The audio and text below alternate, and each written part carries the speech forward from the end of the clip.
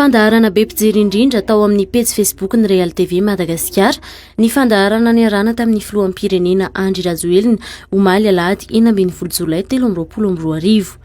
Nahatratra 500,000 mantsy ireo mpanaraka ny fandaharana mivantana na 16 500 vues tao amin'ny pejy Facebook ny Real TV, raha nahatratra 2,4 kosa ny manaraka izany tao amin'ny pejy Facebook ny filoham-pirenena Malagasy. Lohahevitra maro no voaboasan'ny filoha Andry Rajoelina sy ny mpanao gazety nandritra ny adiny 3 naharita ny fandaharana, fa isan'ny nandrasany rehetra ny fanazavana sy ny valiteny entin'ny filoham-pirenena mikasika ny raharaha ho pirenena Frantsay izay niteraka ady hevitra nanomboka tamin'ny 13 Jona ny voan'ireo antota taratasy manamarina ny fananany filoham-pirenena Malagasy ny zo pirenena Frantsay io. Nokian'ny Gasikara feno soa tamin'ny fanontaniana napetrany ny nanafenan'ny filoham-pirenena Andry Rajoelina ny fizakana ny zo pirenena Frantsay io. Nafeniny fa efa nisy nanontany ananga nareo hoe Frantsay, sarapitsy koa hoe Comoriana. Raha manontany anahy ianao androany hoe Comoriana ve ianao tsy novaliko. Le taratasy 8 cm tia posy any anatin'ny portefeuille misy any zay. Ny mpanao politika no sahirana sy manenjika ny fizakana ny zo pirenena Frantsay io ho ny filoha Andry Rajoelina. Inona moa ny problème amin'izany? Fotana ve zany ny fizakana zo pirenena hafa? Iza moa ny olona mitsikery?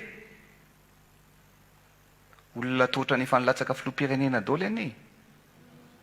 Olona mpanohatra anie? Ary raha eo amin'ny lafiny fitantanana amin'ny firenena no resahantsika, Gasikara tsy magaga satria efa ho avy ny fifidianana zao. Nanazava moa ny filoha Andry Rajoelina fa mba hahafahan'ny zanany hanohy fianarana tany ivelany no nangatahany zo pirenena Frantsay. Nambarany fa nolovainy tamin'ny dadabeany io zo pirenena Frantsay io ary tsy filoham-pirenena ny tena no nangataka io zo pirenena Frantsay io. Ny zanako nanohy ny fianarana tany ivelany. Rehefa nanohy fianarana tany ivelany zanako dia sarotra be ny manao taratasy. Dia hozy ny mpisolovana hoe ianao nga tsy manana descendant Frantsay.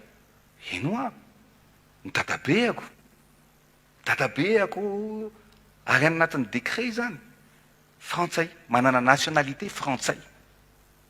Ay, dia raha ohatra ka io zany no ahafahan'ny zanako manohy fianarana, dia afaka ataoko ve? Afaka ataonao. Abraham Razafy, iza miray aman-dreny no tsy hanao ny fomba rehetra atafitany zanany.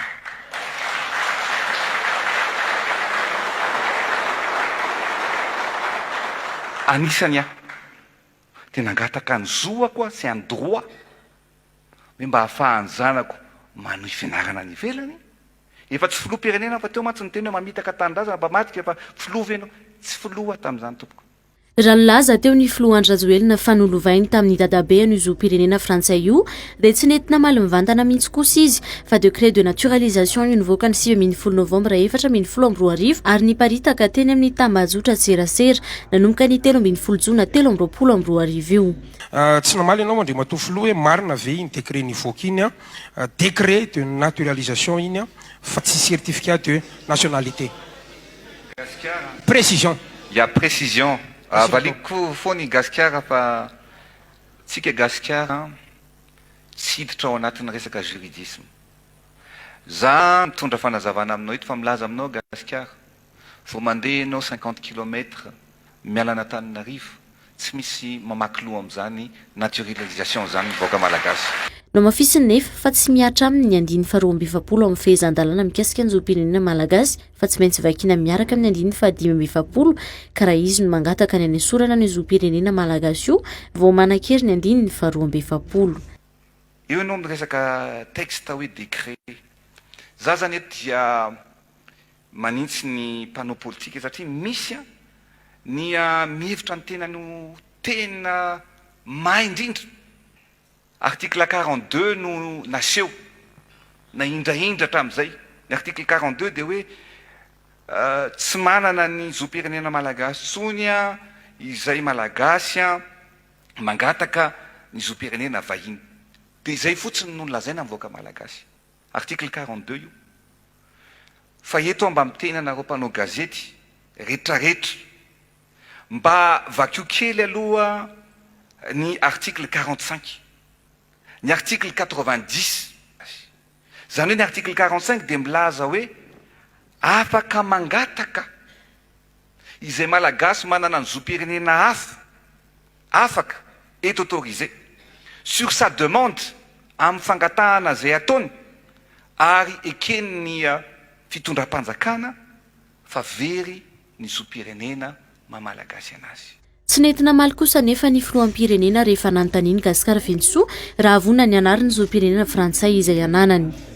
Filoham-pirenena le resaka ary malahelo ianao mahita teratany vahiny manabarabara ny filoham-pireneko Andriamatoa Andry Rajoelina fa filoham-pirenena malagasy manana filoha frantsay. Malahelo ianao maheny teratany vahiny fa ny anaran'ny filoham-pireneko Andry Rajoelina no vainy Cédric. Malahelo Andriamatoa filoha ka izay no antaniko aminao hoe aminao ve mety zany hoe filoham-pirenena malagasy raha vangraseta tsy filoham-pirenena fa ianao filoham-pirenena malagasy filoha faratampon'ny folo alinday ianao filoha amin'ny filakevitra ambonin'ny mpitsara ianao zany rehetrarehetra zany no mahatonga atsika mametraka fanontaniana androany ny amin'ny hoe Andriamatoa filoha aminao amin'ny fo madio tsy miangatra mety ve zany hoe filoham-pirenena malagasy manana filoham-pirenena hafa manana filoham-pirenena vahiny ary raha miresaka frantsay tsika miteraka devitra zany hoe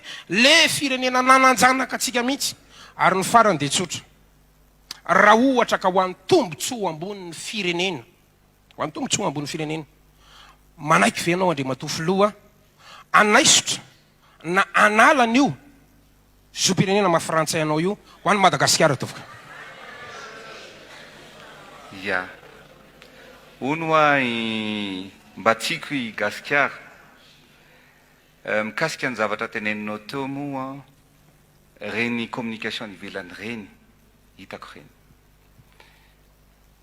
olona manakaramany reny mieritreritra reny hoe avoa fa tsy hakitika ana reny ary tsy avoa.